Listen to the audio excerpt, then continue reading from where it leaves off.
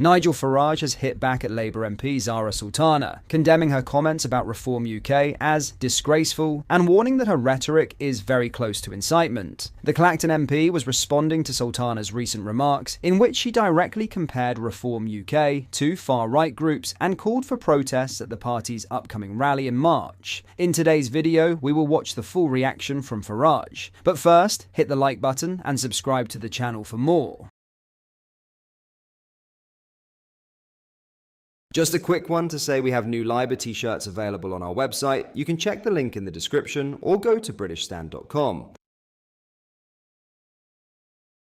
Sultana, the MP for Coventry South, made the inflammatory comparison in a statement saying, "In my view, based on the comments they have made publicly about Muslims and migrants, Reform UK is comparable to the National Front and the BNP." She went further, accusing the party of using relentless scapegoating of Muslims and migrants as a cynical ploy to deflect from the real culprits. Farage, speaking on GB News, dismissed her claims and called out the dangerous nature of her rhetoric. "I think it's disgraceful, and frankly, what she said about me and about our people is very close to incitement," he said.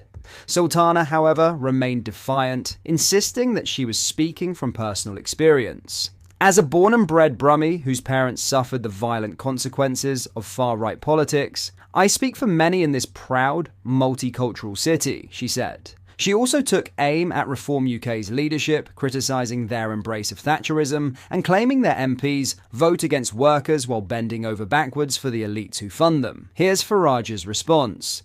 If you'd, on a separate note, if you'd given any thought to the Coventry South MP Zarah Sultana and the campaign she seems to be launching against you personally and the Reform Party.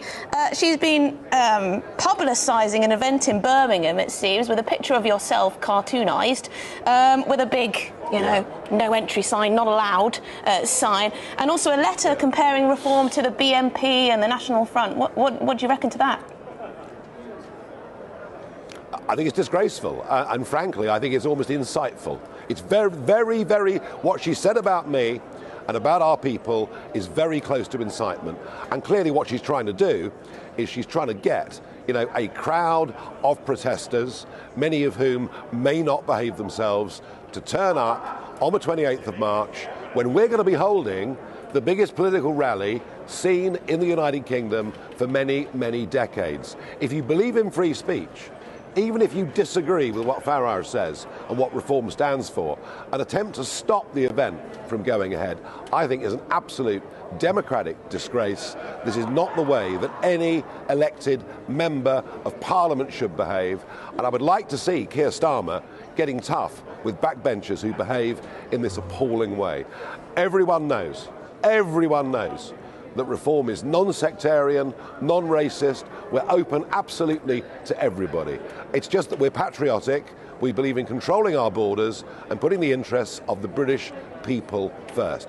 That's what we stand for. You can come and argue against me. You can tell me that I'm wrong. You can tell me we should have open borders. Fine, that's democratic debate. But to try and get people to come along and close down our conference is disgraceful.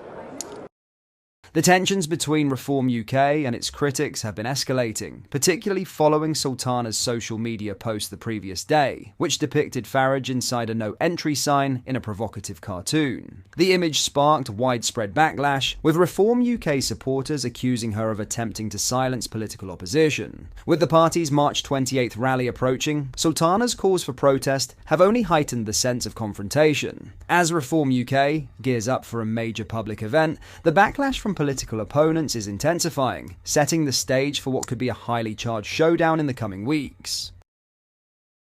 In some other news, Jeremy Clarkson has responded to criticism after causing a stir with his claim that he would rather have Russian President Vladimir Putin leading Britain than Prime Minister Keir Starmer. The former Top Gear host made the inflammatory remark in his latest Sunday Times column, where he launched one of his most scathing attacks yet on Starmer's leadership. Clarkson, 64, who now runs Diddley Squat Farm in Oxfordshire, did not mince words as he expressed his frustration with the current government. Declaring that he would do nothing to stop an invasion, he suggested that almost any world leader would be preferable to Starmer, stating he would welcome alternative leadership with open arms. The outspoken broadcaster, who has been a relentless critic of Labour since they took power last July, has repeatedly taken aim at Starmer, particularly over his government's approach to farming. However, his latest comments represent his harshest critique to date. In his column, Clarkson wrote, "Right now, I do nothing to stop an invasion because, apart from that DRC child slavery enthusiast, Bosco Ntaganda, I'd take any world leader over the imbecile we have now." He specifically named Donald Trump, Italian Prime Minister Giorgia Meloni, and Vladimir Putin as preferable alternatives to Starmer. The only person he said he would outright reject was Ntaganda, the former Congolese rebel leader currently serving 30 years in prison for crimes against humanity. Trump, Meloni, even Putin. I'd welcome any one of them with open arms, Clarkson added. Clarkson sided with the younger generation's stance, writing, "Actually, I'm with them on this one. I wouldn't either." Following the publication of his column, Clarkson faced immediate backlash from critics who condemned his language and accused him of making reckless and inflammatory statements. Some social media users suggested that his remarks indicated admiration or support for Putin, prompting Clarkson to push back. Taking to X, formerly Twitter, Clarkson clarified that his statement was hyperbolic, offering an alternative comparison. "It was hyperbole. I could change it if you like to say I'd prefer that man with mad hair in Argentina. That better?" In another post, he doubled down on his position, writing, "If I said I'd rather cut my head off than go to a gym, would you take that literally? So why, when I say I'd rather have anyone than Starmer, even Putin, do you think I'm being serious? Putin's a dangerous LWay. Starmer is just thick. I'd rather have my dog in number 10 than either of them." Clarkson's supporters quickly rallied to his defense, with one fan pointing out the exaggeration in his comments. In response, Clarkson remarked, "Exactly, you use a tiny bit of hyperbole and everyone runs round like an asteroid's coming." His latest attack follows months of criticism aimed at Starmer's leadership and policies. The TV presenter, who has been outspoken about Labour's agricultural policies, has even gone so far as to ban Starmer from his recently opened pub, The Farmer's Dog, near Burford. Speaking to Times Radio, he confirmed, "He's banned. Actually, he's the first person to be banned. He's actually on a board in the hall."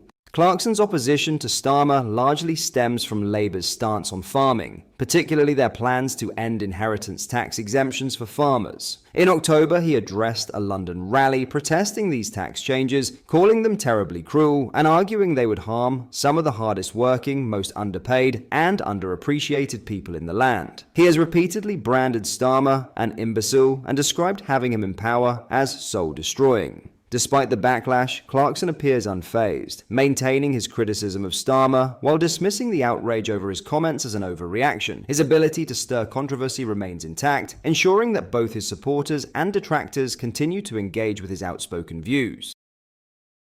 Lastly, Meghan Markle's newly rebranded lifestyle venture, As Ever, is already stirring controversy after multiple small businesses claimed she adopted their long-standing name. A photographer in Arizona, who has used As Ever for over a decade, publicly called out the Duchess of Sussex, noting that the name was chosen in honor of a late grandmother. In an Instagram post, the business owner expressed frustration, writing, "When one of the most famous people in the world starts using your biz name of 12 plus years, seems like they could throw me a lil bone." The photographer also tagged Meghan and Netflix, drawing attention to the issue. The situation has affected other businesses as well, including a New Jersey clothing company and a New York vintage designer, both of whom already operate under the As Ever name.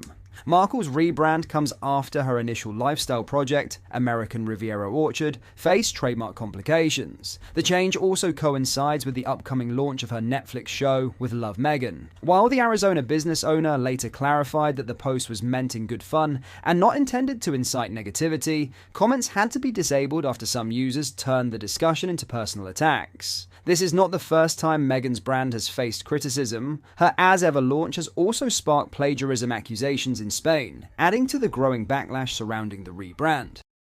So, what are your thoughts on what we discussed in today's video? Let me know down in the comments. That brings us to the end of today's video. Hit the like and subscribe button for more British content. Oh, and don't forget to get your t-shirts at BritishStand.com. Link is in the description.